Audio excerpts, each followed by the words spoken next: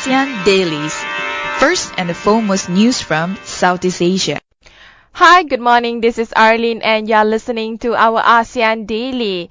First up, we move to the political side of Southeast Asia where we discuss on the Trans-Pacific Partnership which has been on the headline in the Malaysian news.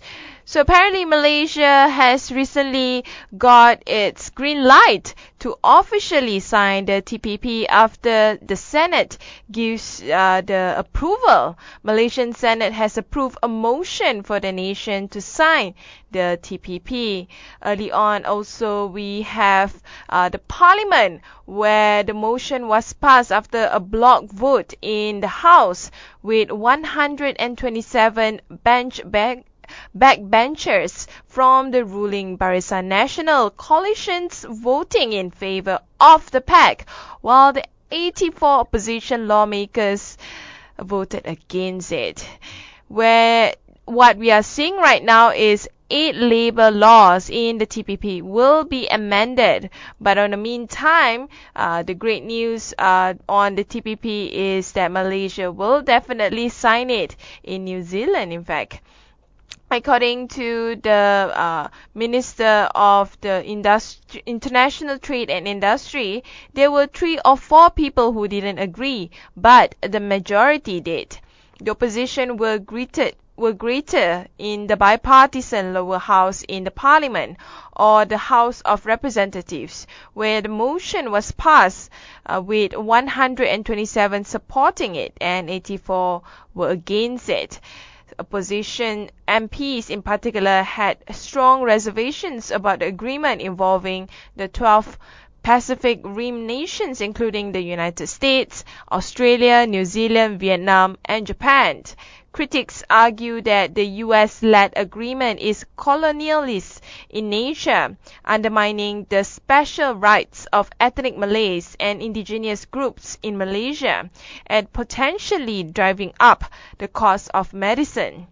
But Mustafa, who has overseen negotiations for the deal, argued that Malaysia's economy only stood to benefit from the deal and it will lose out to countries like Vietnam if it chooses not to participate. He's now set to head to New Zealand to sign on to the TPP on February the 4th. Negotiations concluded last year, but Mustafa told reporters he planned on raising some of the issues highlighted at the debate in Malaysia's parliament. What's important is they will discuss some issues raised in Malaysia, such as highlighted by the public in the House of Representatives and in the Senate. They will discuss this with some of their peers or colleagues in New Zealand to put forth some considerations about how they can handle the situation. The deal is expected to only come to force for Malaysia around 2018, as a domestic ratification process needs to take place involving 26 amendments to the 17 laws. This is a practice in the international community. Nothing will be implemented until we ratify the agreement. And there's no guarantees that they either could be challenged in the parliament amendments on the laws too. Regarding on the amendments, one of the highlight is the 8 labor laws will be amended. The 8 labor laws will be amended to improve labor standards in the country after Malaysia finalized its participation in the TPP. Human Resources Minister Datuk Sri Richard Riot said the laws were the Trade Union Act 1959, Industrial Relations Act 1967, Employment Act 1955, Sabah Labour Ordinance Chapter 67, Sarawak Labour Ordinance Chapter 76, Private Employment Agencies Act 1981, Minimum Standards of Housing and Amenities Act 1990, and the Children and Young Persons Employment Act 1966.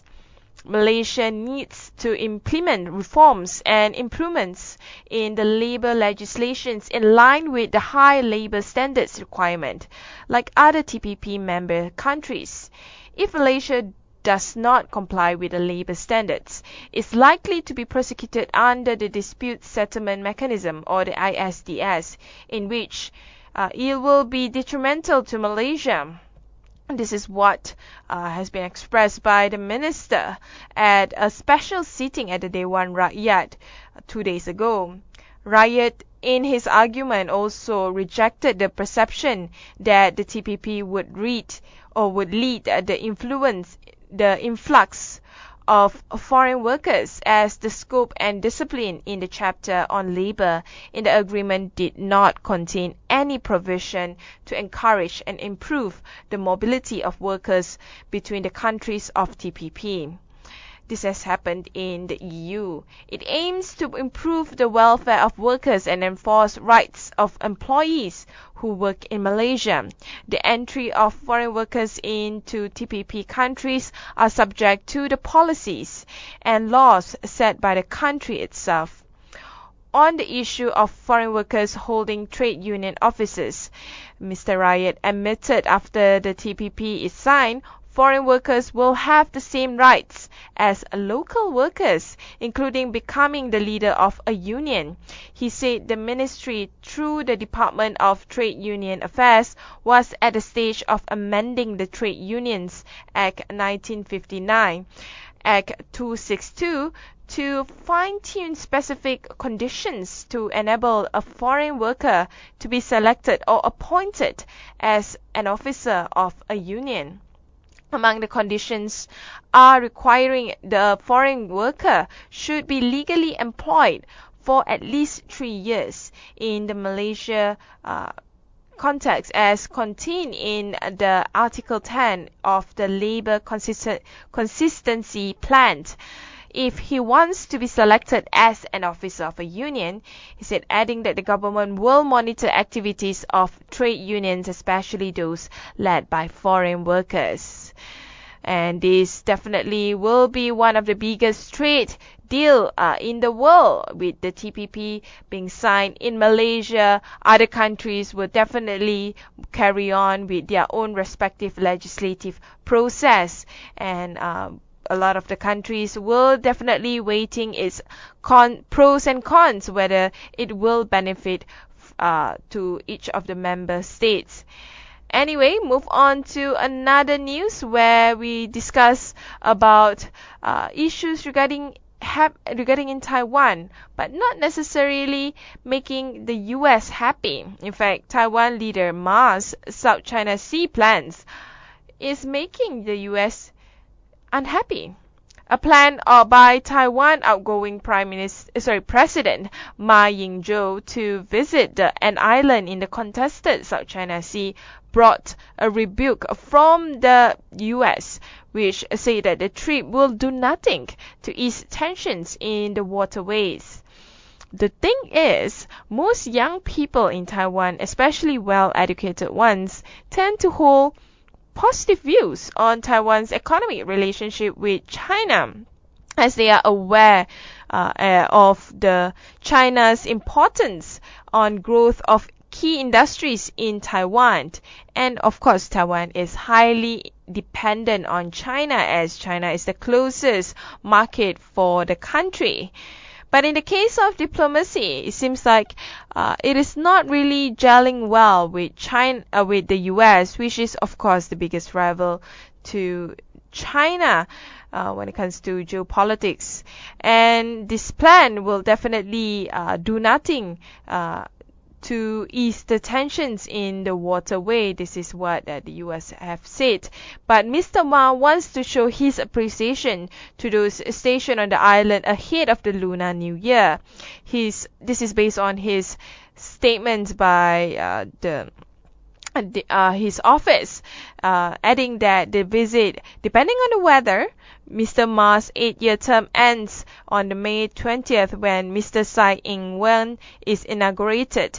Her Democratic Progressive Party, which won a landslide election victory over Mr. Ma's Kuomintang, said it wouldn't send a representative to accompany Mr. Ma. Taiping Island, also known as Aba, is the largest naturally formed landmass in the Spratly archipelago. Taiwan recently completed a wharf capable of handling 3,000 tons of frigates, and the island has a 1,200-meter runway. And the island is home to more than 100 people, most of them working for the Coast Guard. While China and Taiwan split in 1949, they both claim more than 60% of the South China Sea via the same dashed line on a map published by the Republic of China in 1947. Neither side has clarified the meaning of the dashed line. The claims are disputed by the Philippines, Vietnam, Malaysia, and Brunei. Taiwan has largely been a sidelined player in the tensions between China and other claimants, which are mostly centered in Southeast Asia.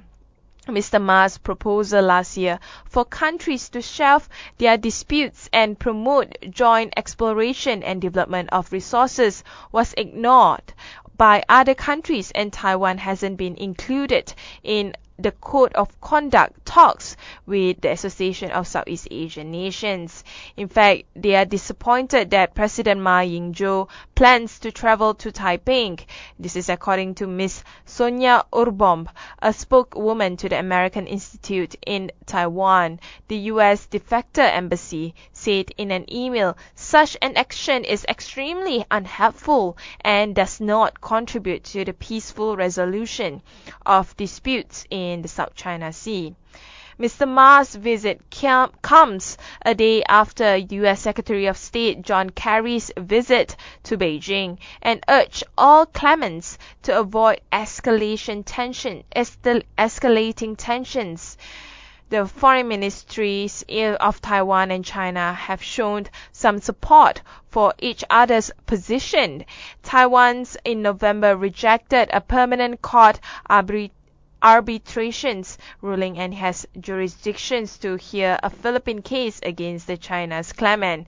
China's foreign minister noted the statement saying that Chinese people from both sides of the straits have the responsibility and obligation to jointly uphold territorial sovereignty and maritime rights and interests in the country. Well, another news, this time in Southeast Asia. When we talk about corruption, Southeast Asia is definitely countries that are not really, good at transparency. And one of the countries within Southeast Asia is doing it worse. It is Cambodia. Cambodia is perceived as the most corrupt in the region of Southeast Asia. Cambodia is now perceived the most corrupt by the Transparency International's 2015 Corruption Perceptions Index, which was released on Wednesday and promptly dismissed by the anti-graft chief. While Cambodia's CPI score, 21 out of a possible 100 points, remained the same as in 2014, the country failed to keep pace with Burma, which saw a 1-point bump to an overall score of 22.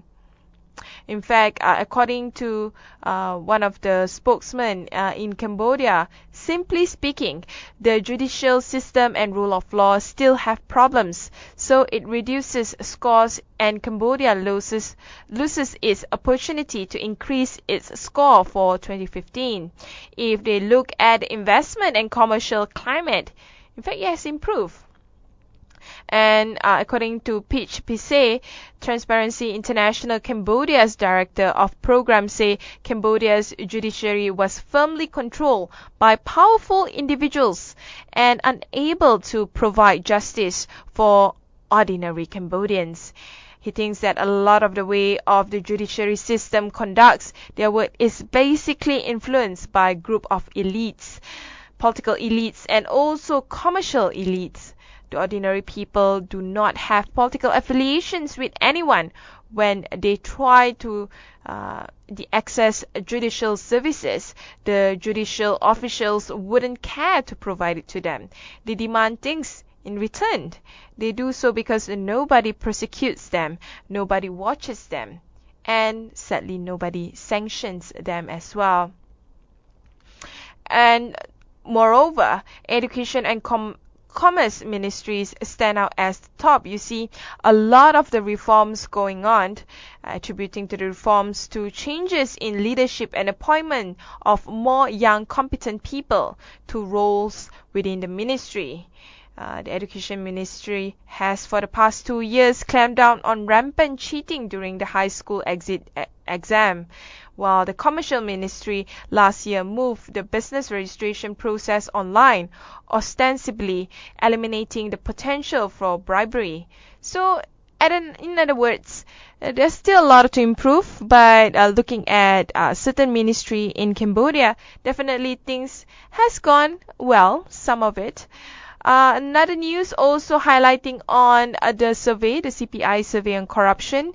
Definitely, overall, Southeast Asia is struggling with corruption and bribery. Cambodia, Laos, and Myanmar rank among the 30 most corrupt countries in the world.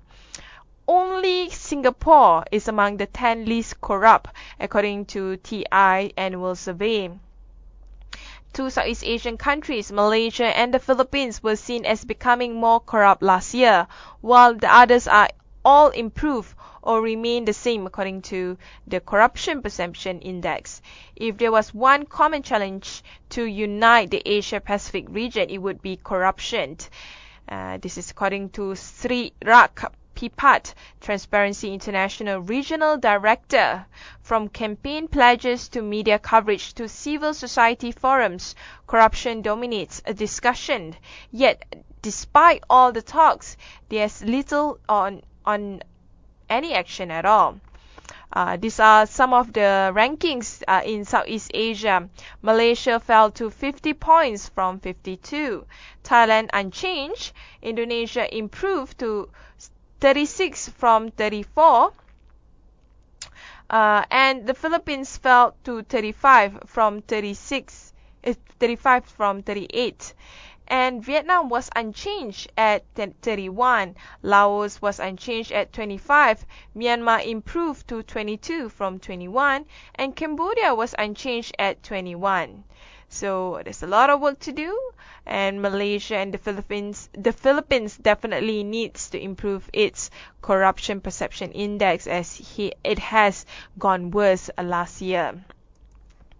Lastly, one thing to highlight is Singapore remains the least corrupted in Asia. The good news about Singapore is he has always been very tightly controlled when it comes to controlling the corruption in the country, and this is definitely a great performance by Singapore to be able to remain as one of the top in Asia, and is mainly a graphy country despite slipping one place from number 7 when it held the previous report.